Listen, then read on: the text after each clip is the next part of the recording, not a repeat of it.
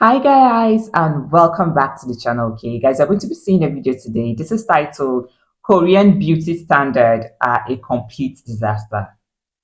All right, we are about to see Korean beauty standard and why this person says it's a complete disaster. So without further ado, please subscribe, and if you find this video interesting, like, share and comment. All right, so let's jump in.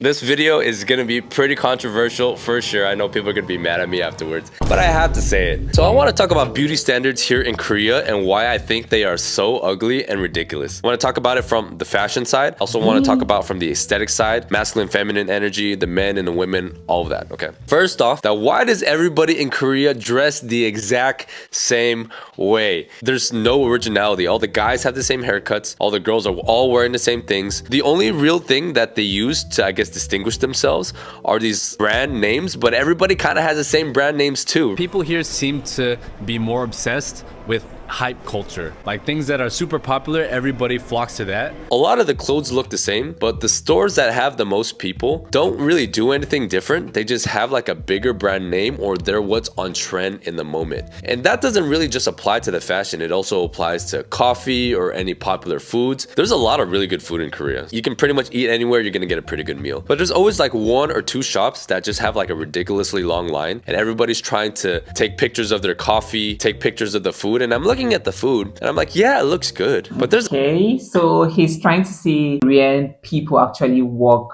with trend, like what's trending at the moment. Everyone is after it, all right, but is that even a big deal? Okay. another store like a block down that way that sells the exact same thing. Like, what makes this one so different? And I think it's because maybe it's location, maybe because something got hyped on TikTok or whatever. When it comes to the fashion, a perfect example of this is like right now, some of the more popular brands here in Korea are like Discovery, Kodak, and National Geographic. These companies sell the exact same clothes. It's like the sporty nature outerwear kind of thing. They have the exact same shirts, they have the exact same jackets, they have the exact same backpacks, the exact same shoes. The only difference between them, the little like branding on it. So the obsession with these brands like the Kodak and National Geographic, it's like these outerwear brands meant for people who are like going out in nature. But to me, it's kind of this weird contradiction because I wonder, you have these people that are dressed up in this like beautiful outerwear, but the outerwear is too perfect, it's too clean, right? It looks like they've never used that to actually go hiking, and their skin is so white that they look like they never spent any time outside. And this is why I say a lot of this feels so performative, because they don't buy the clothes because of practicality, use, or something that they like. It seems like they're just trying to fit in with everybody else and ride the trends. Because I heard so many things about Korean fashion before I got here and how clothes here are amazing and it's really awesome to shop. So far I've been pretty disappointed. There haven't been a lot of stores where I looked at their clothes and I was like, wow, like that's really impressive. I bought this jacket recently from this store. It was called AECA. Super nice. Like, I'll put some B-roll right here. And this was the first streetwear store here in Korea where I was like genuinely impressed by. I just loved all of their designs. I felt like they were taking risks. I loved their fit. I loved the quality of it. Like, so I bought this jacket and I was like, wow, this is actually super impressive. I might go back and buy something else from them. Out of like 100 brands that I saw, this is probably the only one where I was like, wow, they're actually trying some risks. Because I just came from Japan. The fashion scene in Japan, in my opinion, is one of the best fashion scenes in the world, because you'll be walking down the street, and even though the society itself is quite collectivist when it comes to following the rules, I find that no two Japanese people dress the same, unless they're in a suit, right? Because the business culture is a little different. When you are walking down the street, all the women dress differently. Even the old people know how to dress super well. I really like Japan's approach to fashion because it's not so much a focus on individual brands or hype. It's all about fit, it's all about self-expression, and it's all about combining everything to form the best silhouette. You have people who are into like the skateboard scene, you have people who are into baseball scene, you have guys experimenting with different kinds of patterns. Some of the best denim in the world is made in Japan. Their vintage secondhand shopping scene there is fantastic. There was just so much to love about Japanese fashion. Going there set the bar so high for me. So when I came here to Korea and I was expecting something similar, I was severely disappointed. But to be fair, what Korea does, they do well. You know, they have really good basics here, a lot of knitwear, you know, just traditional kind of old luxury, old money fashion kind of look. It seems like almost all of the stores sell that, and they all kind of sell the same thing. And something that I don't like about Korean fashion in particular that I've noticed is that it feels like the brand is not trying to be Korean. They are trying to be a Korean version of like what they think is cool in the West. So some of the stuff that they say, some of the text, like be cool, something polo club, instead of trying to embrace the things that make Asian culture great, the cool things about like our aesthetic and our culture, they're just trying to be a Korean imitation of the West. And this also translates into the beauty standards, which I'm going to talk about in a little bit. Okay, they Something try I to love like with pants, recreate beauty some of the standards, especially for Western the women, is that the designs. whole cutesy kawaii thing. Some people may see it as cringe, but I think it works perfectly for the Asian aesthetic because that's how we are. We're not the biggest people. We're a lot softer. We have softer features. The women are a lot cuter because they're a lot more petite. And I think Vietnam does a pretty good job of this as well. It's like highlighting what makes us beautiful as Asian people. Whereas here, the beauty standard for the women and the men is so extreme. Strive for perfection that does not exist. And I'm gonna be completely honest, it's gonna sound really bad. In my time here in Busan so far, I have not really seen any women where I was like so impressed by her beauty, because all the women, maybe body like looks nice and everything, but there's so much plastic surgery and their face looks like Michael Jackson. I personally don't like facial plastic surgery at all. I just think it takes away from your natural beauty. All the flaws are what make you human. The Japanese girls, in my opinion, were beautiful because they just kind of accepted who they are. It doesn't feel like they're trying to be anybody else. They seemed a lot more comfortable in their own skin. Whereas here in Korea, it feels like there's this weird societal insecurity for how the women look, because this is going to come off a little wrong as well, but I think the women here actually look extremely masculine and their energy is quite masculine as well. So This is it works different ways, all right? If they try to change how they look to something else because they feel they'll be more prettier that way, I don't think it's a big deal. To me, it's not a big deal. All right. I know if you stay your natural state, you're beautiful. If you decide to do a surgery, all right, to make you feel better, it's fine. It's cool. It's your money, it's your I mean, whatever it is that makes you feel confident and you want to do it, go ahead and do it. I personally, I don't have a problem with that. All right. So maybe if you're not comfortable with how you look and you decide to change how you look and you're happy with that, it's okay. It's okay. To me, it's okay. All right. As long as you are happy with what you're doing, as long as you're not doing it because of pressure or whatever. If it's something that you really love, all right, and you do it, it's okay. I'm cool with that. All right. So this it's really not a big deal for me for a woman wanting to like upgrade her looks.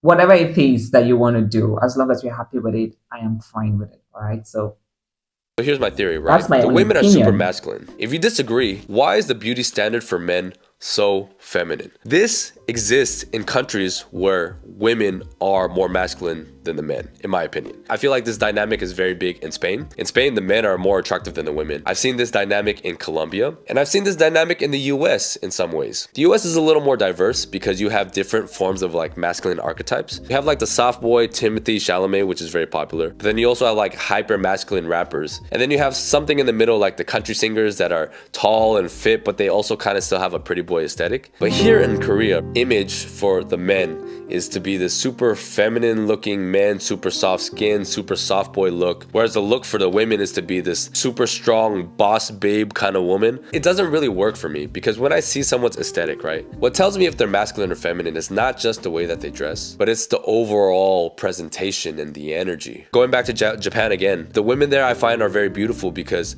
they have this nice feminine outwardly aesthetic and a lot of expressed femininity, but it's also in like the personality and the way that they act and how soft they are. I have a lot of experience with Koreans because I grew up in LA. There's a lot of Koreans there. I went to school with a lot of Koreans. There's a lot of things that I admire about their culture. Korean food to me is some of the best in the world. I love how social they are. They really run deep everywhere they go. It's a very group-oriented country, very similar to Latin America in this regard, which is why I think Korea and Mexico or Korea and Chile, they have a lot lot of like overlap and similarities because the way that they express family and the way that they do everything communally is very, very similar. But I think the focus on community has translated to a lot of parts of Korean society. I wonder if because Christianity is also so big here, Christianity is very much a conformist religion. I think in Japan, the more main religion is Buddhist. Buddhism is more of a religion about focusing inward and focusing on yourself. Whereas Christianity is all about following the one God and then trying to change the world to conform to your religion, right?